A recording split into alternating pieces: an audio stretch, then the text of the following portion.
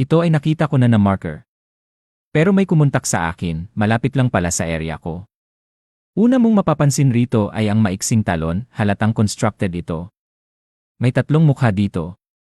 Una, ito na mukha may sinipat dito na bahagi. Pangalawa, ang kabuang lugar, mukha din, mata, tapos ito mata din at ito ang bibig binusalan ng bato o construction. At nakasipat pa rin dito na bahagi. Pero dito na mukha tayo kukuha ng burial layout. Kapag nasa site ka, hindi mo ito mapapansin pag malapitan.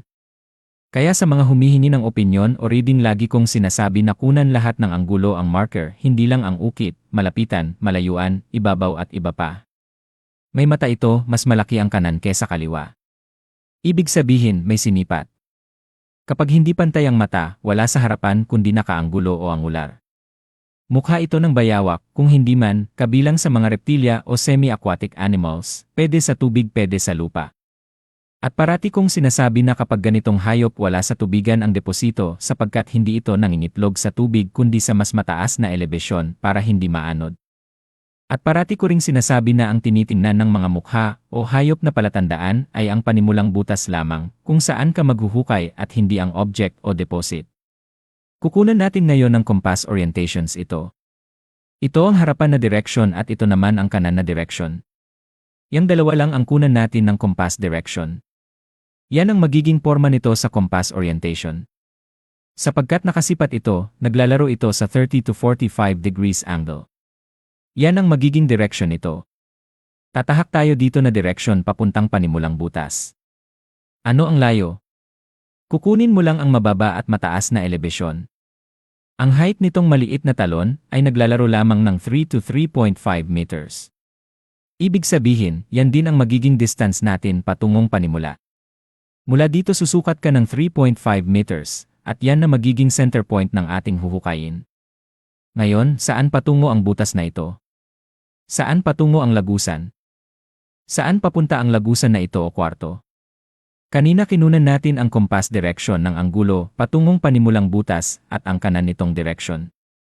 Ang direction mula sa talon patungong panimula ay naglalaro lamang sa 120 to 135 degrees. At ang kanan naman nito na direction ay nasa 210 to 225 degrees.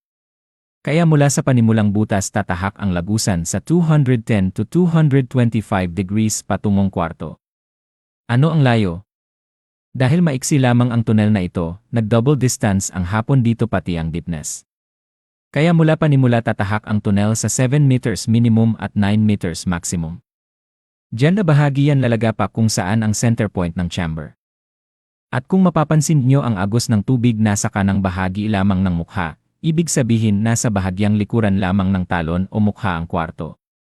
Kaya, ang lahat ng ginawa ng hapon ay hindi aksidente, kundi may lihim na mensahe. Dito ang center point ng chamber na bahagi.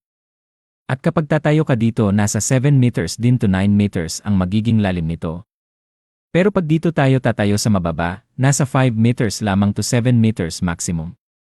Lagi kong sinasabi na mas praktikal po na sa mababang bahagi sila dumaan sapagkat mas maiksi o madaling maabot ang lalim nito.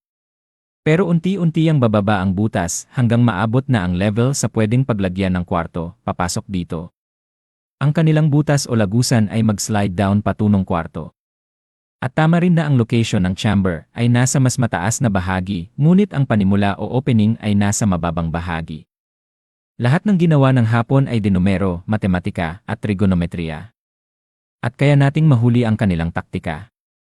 Subaybayan mo lang ang mga posts ko kaibigan, makukuha mo rin ang mga sinasabi ko. Nasa palatandaan ang lihim na mensahe at nasa tamang kaalaman ang pagdiskobre.